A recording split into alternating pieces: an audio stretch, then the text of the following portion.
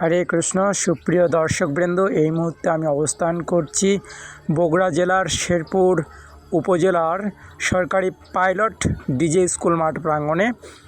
তো পহেলা বৈশাখ উপলক্ষে এখানে মাসব্যাপী মেলার আয়োজন করা হয়েছে। তো পহেলা বৈশাখ আমাদের সংস্কৃতির বাহক। চলুন আমরা আপনাদের মেলার সর্বশেষ পরিস্থিতিটা আপনাদেরকে আমরা পর্যবেক্ষণ করে দেখাবো সিনেম্যাটিক শটের মাধ্যমে। তো সবাই আমাদের সঙ্গে থাকুন এবং আমাদের এই ভিডিওটি ভালো লেগে থাকলে অবশ্যই পেজে লাইক, কমেন্ট এবং শেয়ার দিয়ে রাখবেন। তো যাই হোক, যেটা কথা বলছিলাম, তো এই মুহূর্তে আমি অবস্থান করছি শেরপুর ডিজে স্কুল মাঠ প্রাঙ্গণে। এই ব্লগে আপনাদেরকে সবাইকে সুস্বাগতম।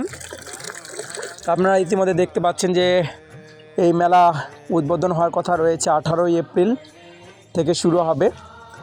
তো ব্যাপক প্রস্তুতি নেওয়া হয়েছে আমি কর্তৃপক্ষের মাধ্যমে যতটুকু জানতে পেরেছি। তো মেলায় চতুর্পাশটা অনেকটাই ফাঁকা।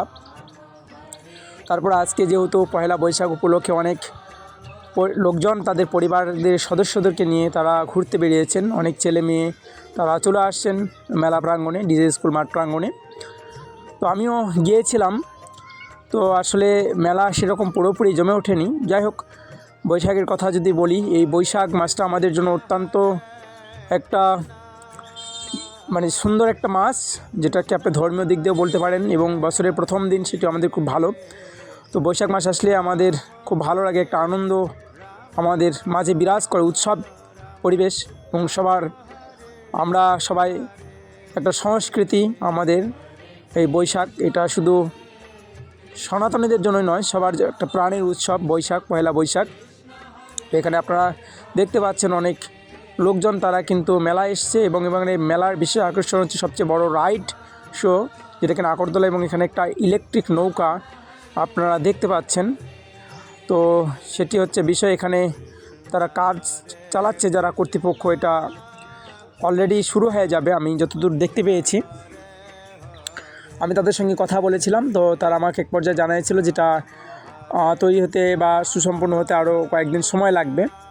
তো এর মধ্যে দর্শনার্থী অনেক আসতে শুরু করেছে। যাই হোক, এটি বড় একটি ইলেকট্রিক দোলনা নৌকা। তো এখানে অনেক লোকজন একসঙ্গে বসতে পারবে। তো মেলায় অনেক ছেলেপেলে, বিশেষ করে যুবক ছেলেরা, তারা মোটরসাইকেল, বাইক নিয়ে চলে আসছে, আমরা দেখতে পেয়েছি।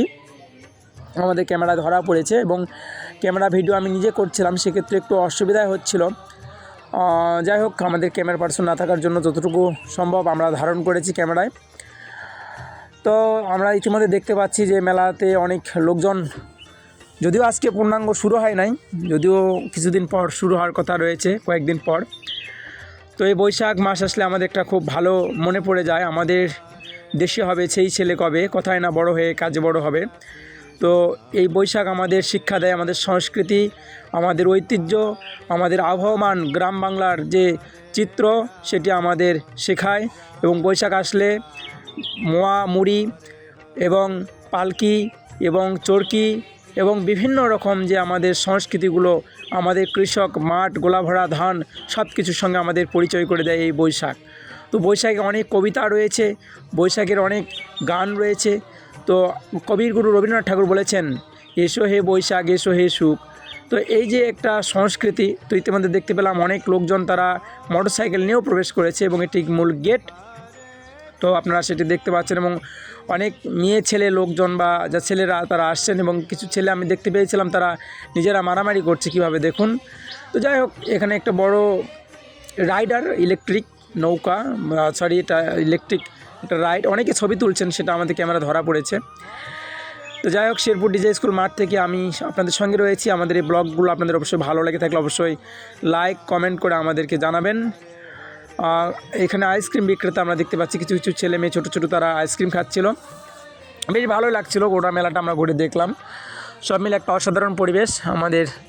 আমরা গিয়েছিলাম সেখানে, যেহেতু আজকে পয়লা বৈশাখ, 14ই এপ্রিল পয়লা বৈশাখ, 1431 বাংলা খ্রিস্টাব্দ।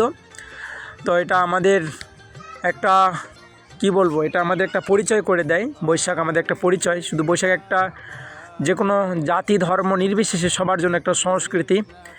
বৈশাখ আমাদের পরিচয় করে দেয়, আমরা বাঙালি, মাছে ভাতে বাঙালি। যাই হোক, প্রকৃতির একটা বিরাট বিপর্যয় ঘটেছে আমরা এখানে দেখতে পাচ্ছি।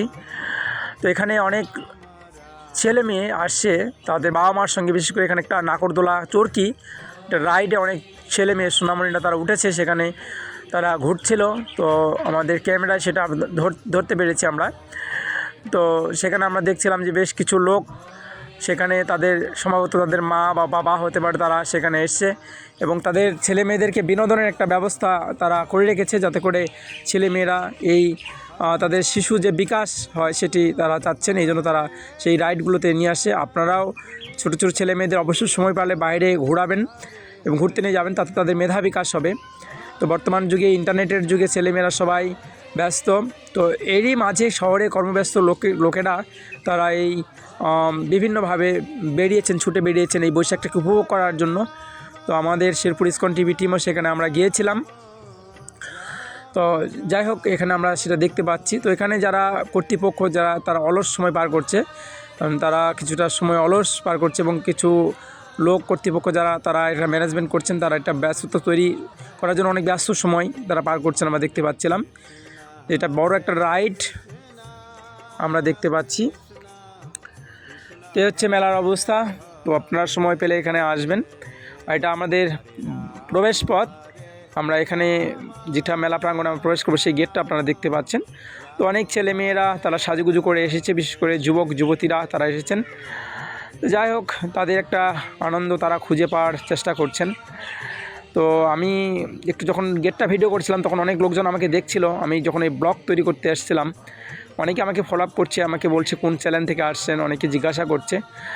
তো আমি বলছিলাম যে আমাদের শেরপুর ইসকন টিভি আমাদের যে অফিসিয়াল, সেটাতে আমরা এটা দেখাবো, প্রচার করব। তো আমাদের ব্লগ রয়েছে, তো আমাদের অফিসিয়াল পেজ লবকৃষ্ণ দাস পেজে ব্লগে আপনাদের সুস্বাগতম।